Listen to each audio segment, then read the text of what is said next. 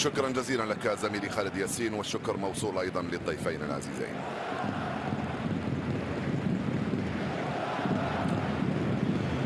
بسم الله الرحمن الرحيم. مرحبا اينما كنتم مشاهدي الافاضل، نحييكم ونلتقي بحضراتكم مباشره من ملعب الكامب نو مع ديربي برشلونه بين الاسبانيول والبارسا، وبالبحر البارسا والاسبانيول في محاوله لتعميق الفارق على اتلتيكو مدريد. اليوم هو 10 نقاط بالنسبه للبارسا على اتلتيكو مدريد، البارسا التي ستلعب 3 مباريات هامه جدا خلال هذا الاسبوع، طبعا بدءا بهذا اللقاء امام الاسبانيول ثم التنقل مباراه. واكيد انكم اطلعتم على الكثير مما قيل حول الديالبا. مرة ثانية لويس سواريز لم تصل الكرة، والتغطية دفاعية من لويس لوبيز، والضغط عنده الكرة ميسي. ميسي في الملعب. ميلندو لا بوسكيتس لاحق تقول ليس هناك اي شيء. كرة طويلة للويس سواريز تبقى اليسار عناصر الاسبانيول على الجهة اليسرى. بيدروسا محاصر، سيميدو معاه يحاول يمر بيدروسا، وسيميدو تفوق عليه بقوة وبراعة كذلك. حتى أحد الرفقاء يفضل الكرة البعيدة الرائعة، وما زال ليو ميسي باليمنى، وميسي ناوي جول. أول كرة صعبة وخطيرة لبرشلونة، خرج كالقط خلف المدافعين تاع الاسبانيول، استلمها رونالدو، تسترجع الكرة، ما زالت الخطورة لصالح عناصر الاسبانيول، وراكيتيتش هنالك ارتور يحاول يمر يخرج بالكرة، والحكم يصفر له خطأ لتنفيذ هذه المخالفة. هيلو والدفاع، وميسي لم يلحق، ميسي يرجع للخلف، يرجع يلعبها مع لونغلي مع ميسي وسواريز. ميسي مرة ثانية لسيميدو مرة أخرى، سيميدو سانشيز يبحث عن هنالك التوزيع في القائمة الثانية. كرة خطيرة إغليسياس، وخطيرة الدفاع، لا كرة صعبة وما زالت لعناصر الإسبانيول. الحكم خلى اللعب لاعبين صغار ونشيطين وسريعين وحيوية كبيرة، يقدروا يخلقوا مشاكل لبرشلونة اليوم. يبحث عن المرور، يرفع كرة قائدية في القائمة الثانية. راكيتيتش يبحث عن سواريز، رائعة على طول سددها ايفان راكيتيتش بيمنى على يمين الحارس دييغو لوبيز، كاد ياتي الجول. تسديده رائعه جدا، الانطلاقه، شوف التمريره الاولى هنا من ليو ميسي في اتجاه سواريز، اولا من سواريز لميسي، يلعبها من هنالك مع ارتور، يرفع كره ارتور، ولونغلي كاد يسجل اول اهدافه في الدوري هذا الموسم كليمون لونغلي مع فريق برشلونه. بوسكيتس في الاسترجاع، قريب منه راكيتيتش، يفضل سيميدو على الجهه اليمنى. سيميدو مازال كره خطيره وصعبه لصالح عناصر الاسبانيول، لا بعيده، راحت هذه الكره عاليه وبعيده كثير من فيكتور سانشيز. قراري راح من هنالك على الجهه اليمنى، بوسكيتس يتفوق عليه بالبراعه ويخرج هذه الكره لكوتشينيو، والحكم المساعد اشار لسيدي الحكم الرئيسي بان هناك خطأ.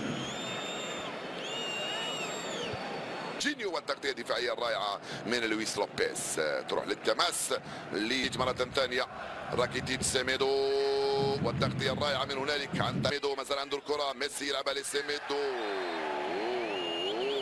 خفيف هذه المخالفة الصعبة كثير ليو ميسي، دييغو لوبيز رائع، كاد يأتي الجول. هل من نيران صديقة؟ نعم من نيران صديقة كاد يأتي هذا الهدف الأول، ولكن دييغو لوبيز كان رائعا. كوتينيو يمر، كوتينيو يدخل، كوتينيو مازال، كوتينيو راح، كوتينيو والحكم خلى اللعب وخروج لويس لوبيز بهذه الكرة. لوبيز ماذا تفعل؟ يلعب على الجهة اليمنى مع روزاليس الفنزويلي، كرته ميسي، راح ميسي في المراوغة، ميسي مازال، ميسي وكوتينيو، والحكم يرجع ويصفر خطأ لليو ميسي. احتجاج اللاعبين تاع الاسبانيول، يقولوا له ميسي خدا الكرة وراح ومررها، يعني اوكي مررها ولكنها لم تصل. تقدير حكم المباراة انه خليت لك الافضلية، وبعدين لما راحت منك الكرة. ليو ميسي يستعد لتنفيذ هذه المخالفة، ليو ضربت في الجدار ورجعت، ترى مباشرة للويس سواريز من هنالك على الجهة اليسرى، سواريز البينية، في خطأ هنا. كل حكم المباراة لصالح الاسبانيول، يلعبها في العمق، هاي كرة خطيرة، التوزيع رائعة من فيكتور سانشيز، وركنية. كل حكم المباراة في اتجاه بورخا إغليسياس، لعبة كانت رائعة. شوف هنا في العمق لم تكن هناك وضعية تسلل تماما. ميسي عيد الكرة هذه تماما راحت للتماس. الكل حكم المباراة لصالح عناصر الاسبانيول. 0 مقابل 0. ما زالت الامور هكذا كما بدأت. بوسكيتس مرة ثانية. بوسكيتس ميسي متسلل ام لا. الحكم يقول ضربة مرمى لانه تسلل مكسر هنا او جات الكرة من الخصم. اي وضاعت فرصة اخرى. نالدو وين الكرة؟ إغليسياس متسلل. نعم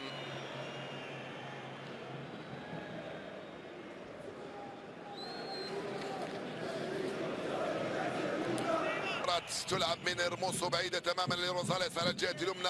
راقب الكره قبل ما بوسكيتس والكره البعيده لكوتينيو مره ثانيه ناحيه جوردي ألبا. رونالدو على هدفا دون ان يتمكن من ذلك، وانتهى الشوط الاول بالتعادل 0 مقابل. نيرو مع ميليندو في الجهه اليمنى وراس الحربه بورخا إغليسياس. الكره السريعه وصلت لكوتينيو. سواريز ميسي كوتينيو سواريز وجول جوردي ألبا على الطائر. جوردي ألبا يلحق بالكره هذه في القائمه الثاني. تسديدته مرة جانبية راحت بعيدة على مرمى الحارس ديغو لوبيز. كوتينيو مع جوردي ألبا. ونالدو يدخل ويخرج. ليو ميسي جوردي ألبا والكرة خرجت. يرجع في اتجاه جوردي ألبا من امام نالدو. كوتينيو تغطية رائعة. كنت أتحدث منذ حين عن دفاع البارسا المتماسك، أيضا في الجهة المقابلة دفاع الإسبانيول المتماسك ورائع لحد الآن في هذه المباراة. إغليسياس كرة بينية. ميليندو وسهلة. ألبا ميسي جوردي ميسي جول. الحكم قال خرجت. كثافة تغلب المهارة أو المهارة. نعم الكثافة العددية للاعبين تاع الإسبانيول هي اللي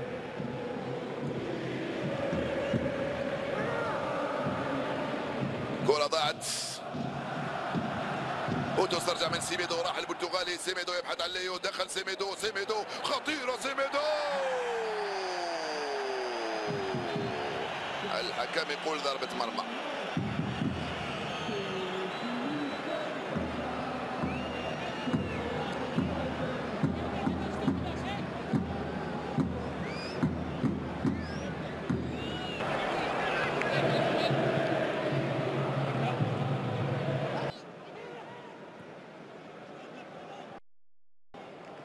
هيدا الكرة لسواريز كوتينيو مع اتجاه لونجلي. لم تصل هذه الكرة لمالكوم والانطلاقة من روزاليس. البحث عن كوتينيو في المراوغة. كوتينيو يلعبها لمالكوم.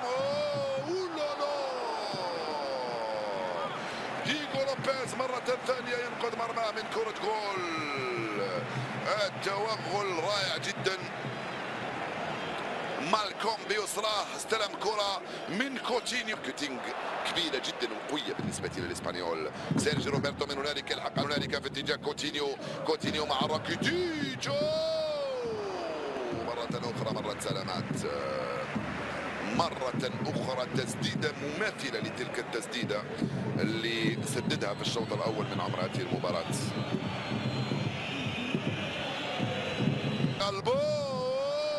رونالدو وكوتينيو والكرة عالية راحت فوق المرمى. غير محظوظ اليوم فريق برشلونة.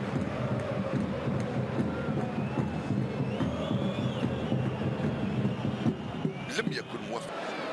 عرقلة هي السبيل الوحيد لإيقاف ليو ميسي في كرات مثل هذه. استلمها ودخل. راح لهم شوف 2 3 4 دخل في وسطهم وبعدين جات العرقلة من قبل القائد انه عندوش القدره انه يرفعها فوق الجدار. المسافه لا تسمح.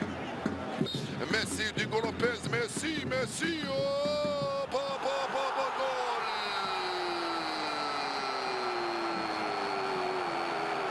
لا جول.